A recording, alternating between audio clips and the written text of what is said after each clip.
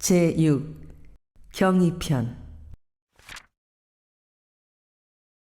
60 이어 말씀하시기를 열이라 함은 무슨 일이나 그 지조를 잘 지키는 것은 다 열에 속하나니 이는 누구를 막론하고 그 지조를 중히하는 것이 여자가 정조를 중히하는 것과 같은 까닭이라. 여자의 신분으로 그 정조를 중히 알지 않는 이가 다른 조행에 얼마나 성의를 내리요. 그러므로 열의 실행은 남녀노소 간의 여자의 정조로서 비롯하여 천만 경우에 각각 그 지조를 잃지 않는 것이니 어느 처지에 있든지 항시 자기의 마음을 굳게 하고 자기의 신분을 잘 가져서 정당한 일이면 죽기로서 실행하고 부당한 일이면 죽기로서 않는 것이 다 이 열의 활용 아님이 없는지라. 이는 옛날 세상의 좁은 해석으로 약혼만 한 남자가 죽을지라도 평생을 그 집에 가서 늙는다든지 또는 남편이 죽으면 인도에 따르는 의무와 책임은 다 불고하고 오직 그 한 남자를 위하여 순사하는 등 우치한 열에 한한 것이 아니니 그러므로 열의 의의는 실로 광대하고 통달하여 천하고금의 길이 세상의 강령이 되고 인도의 표준이 되나니라. 현하 시대 인심을 본다면 열의 병듦이 오래인지라 본말과 주객을 바꾸어 생각하여 아침에 먹은 마음이 저녁에 달라지고 어젯날에 하던 이론이 오늘에 변경되는 자 많아서 세상의 질서가 박지 못하고 인도의 표준이 정확하지 못하여 성현의 교법이 권위를 잃고 사람의 생활이 더욱 창란해지므로 이 창란한 생활을 돌이켜서 신성한 세상을 만들기로 하면 무슨 방법으로든지 이 열의 정신을 진흥하여 모든 인심이 열에 돌아오지 아니하고는 도저히 어려울 것이니라. 61. 이어 말씀하시기를 선지자의 유훈에 세상에 충이 없고 세상에 효가 없고 세상에 열이 없으니 이런 거로 천하가 다 병들었다 하였고 천하의 병에는 천하의 약을 쓰라 하였으니 이는 장차 충효열이 병든다는 말씀과 충효열을 잘 살리라는 부탁이라. 충효열의 병은 곧 천하의 병이요 천하의 병을 고치는 화제는 또한 우리 대종사의 교법이시니 우리가 매일 우리의 참 성품을 잘 연마하는 것은 곧 충을 살리는 공부요 사중보온에 힘을 쓰는 것은 효를 살리는 공부요 신앙을 굳게 하고 계율을 지키는 것은 곧 열을 살리는 공부라. 우리의 공부가 아니면 어찌 충효열을 살릴 수 있으며 충효열을 살리지 아니하면 고해에 빠진 모든 병자들을 어찌 구원할 수 있으리요. 그러므로 그대들은 부지런히 공부하여 먼저 각자의 마음병을 고쳐서 우리 하나하나가 모두 병 없는 사람이 되는 동시에 그 힘을 합하여 우리 교단 전체가 병 없는 교단이 되게 하며 그 힘을 추진하여 천하 만방의 병을 다 고치는 좋은 의왕이 되는데 노력하기를 간절히 바라노라. 62. 오륜에 대하여 말씀하시기를 오륜은 동양 윤리도덕의 표준으로서 가정, 사회, 국가의 모든 규범이 이에 근본하여 세워져 있던 것이나 근래에 와서는 이 법이 해이해지고 실천의 능력이 약화되었으므로 이를 시대에 맞도록 하여야 할 것이니 부자유친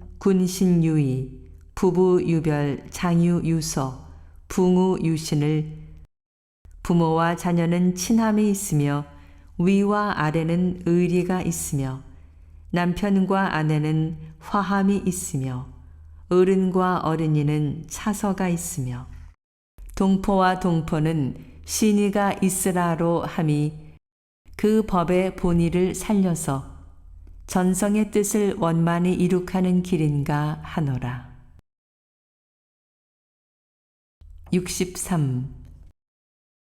성경신에 대하여 말씀하시기를 성이란 계교 사량을 떠나서 순이란 마음으로 하는 것이요 경이란 성이 체가 되어 매사를 소홀히 아니하고 공경히 해가는 것이요 신이란 성과 경을 바탕하여 끝까지 믿어가는 것이니 성경신은 나누면 셋이요 합하면 하나며 성이 가장 근본이니라.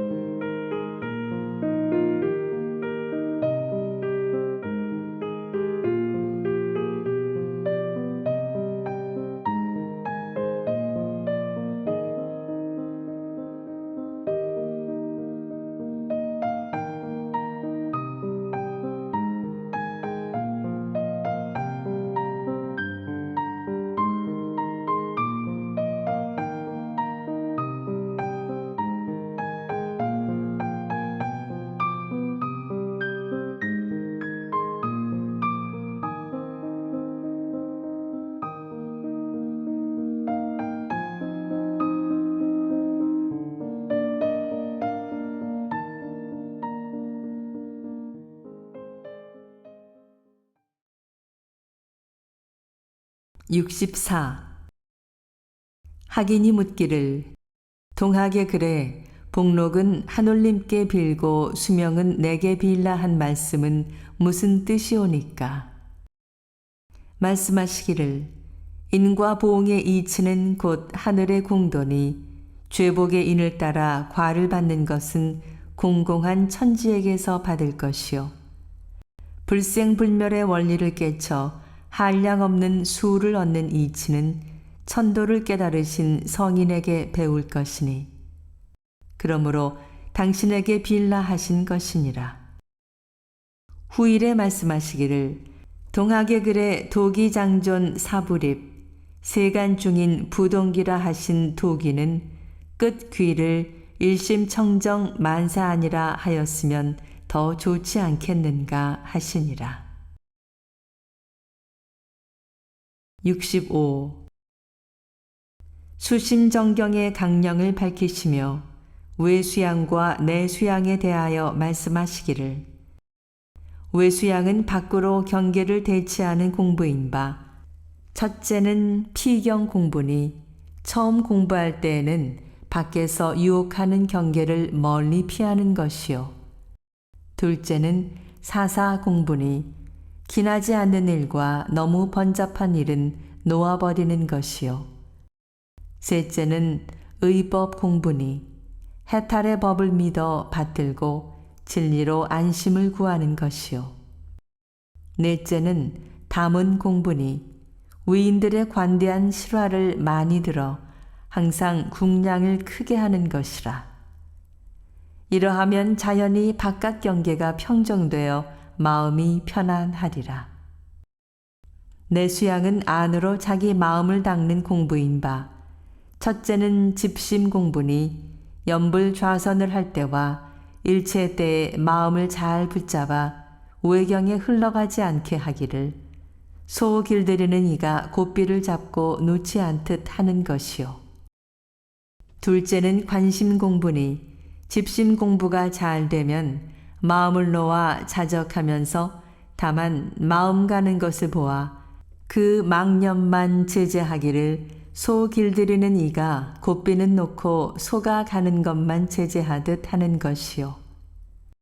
셋째는 무심 공부니 관심 공부가 순숙하면 본다는 상도 놓아서 관하되 관하는 바가 없기를 소 길들이는 이가 사람과 소가 둘 아닌 지경에 들어가 동과 정이 한결같이 하는 것이라. 한 마음이 청정하면 백천외경이 다 청정하여 경계와 내가 사이가 없이 한 가지 정토를 이루리라. 66.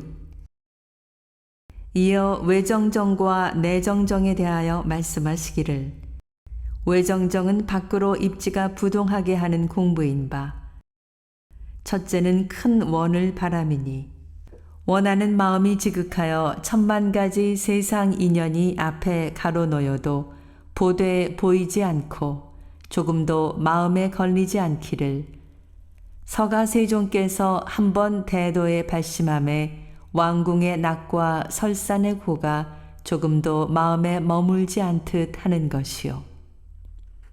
둘째는 큰 신심을 바람이니 신심이 지극하여 천만 가지 세상 법이 비록 분분하여도 다시 사량 취사하는 마음이 없기를 시각께서 한번 믿어 뜻을 결정함에 몸을 잇고 법을 구하듯 하는 것이요. 셋째는 큰 분심을 바람이니 분심이 지극하여 천만 장애가 포위 중첩하여도 두렵고 물러나는 마음이 없기를 십이사도가 위험을 무릅쓰고 도를 지켜 죽어도 말지 않듯 하는 것이라. 이 세 가지가 있으면 자연 뜻이 태산같이 서서 흔들림이 없으리라. 내정정은 안으로 마음이 요란하지 않게 하는 공부인 바 첫째는 염불 좌선을 할 때와 일체 일 없는 때에 어지러운 생각이 일어나지 않게 하여 그 일심을 기르는 것이요. 둘째는 행주 동작과 일체 일 있는 때에 그 뜻이 올발라서 비록 찰나간이라도 망념이 동하지 않게 하는 것이요. 셋째는 사상이 공하고 육진이 조촐하여 경계를 대하되 경계를 잇고 착되지도 물들지도 않는 것이라. 이 세 가지 힘을 얻으면 자연히 마음바다가 평정하고 번뇌가 길이 끊어지리라.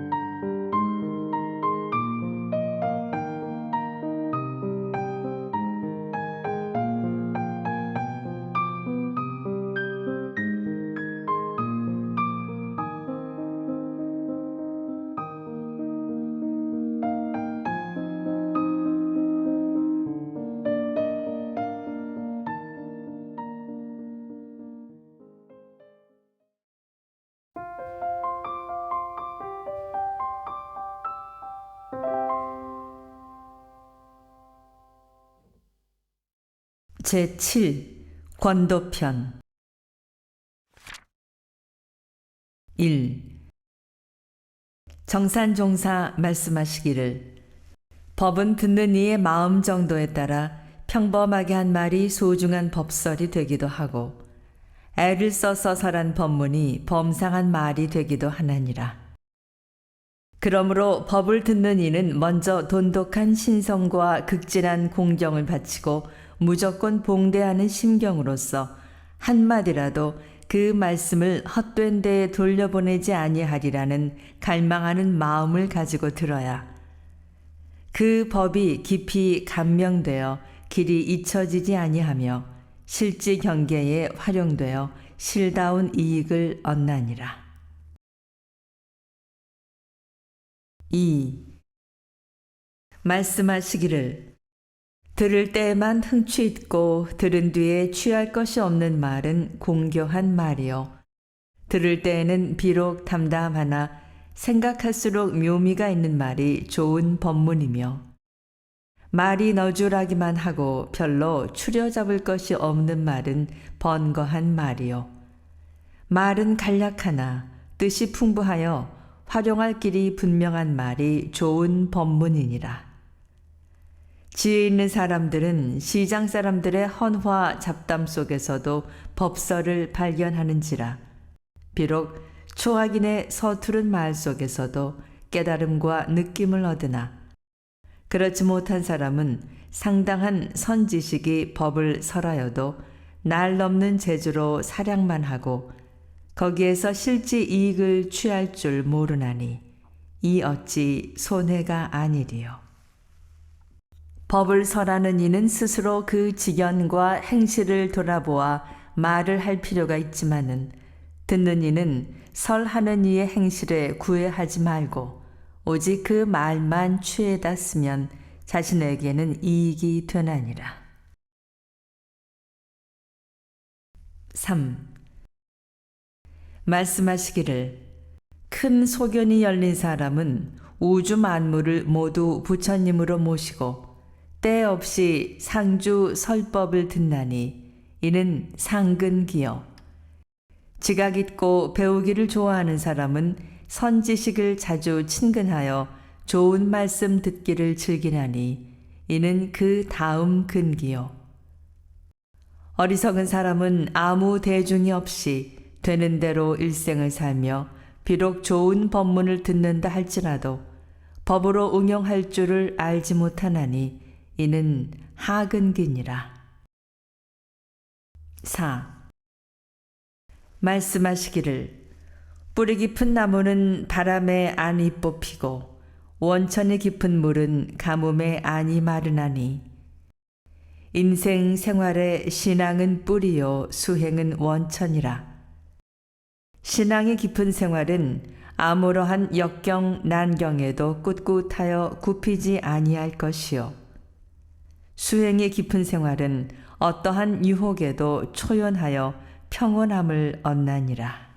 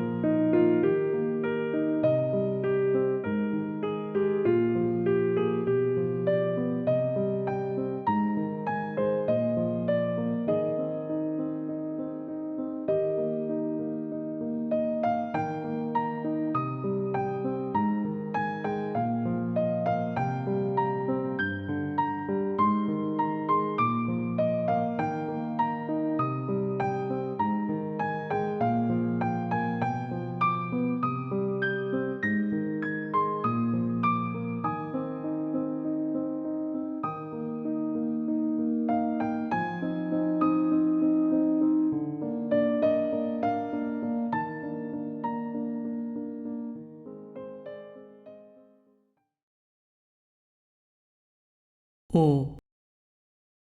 말씀하시기를 옛날 부처님께서는 몸은 금색 신을 얻었고 위는 왕궁의 태자 위에 있으며 부귀는 장차 일국을 그 아래에 두었고 처첩의 아름다움과 사령의 편리함과 거처 음식의 미려함이 천하에 비할 바 없으되 그것이 다 허망하여 길이 보존하지 못할 것을 예측하시고 야반의 성을 넘어 무수한 고통을 다 지내신 후 필경 불생불멸의 참된 보물을 발견하여 길이 인천의 큰 도사가 되시었나니 이는 만고에 구도하는 표본이 될 만하니라. 6.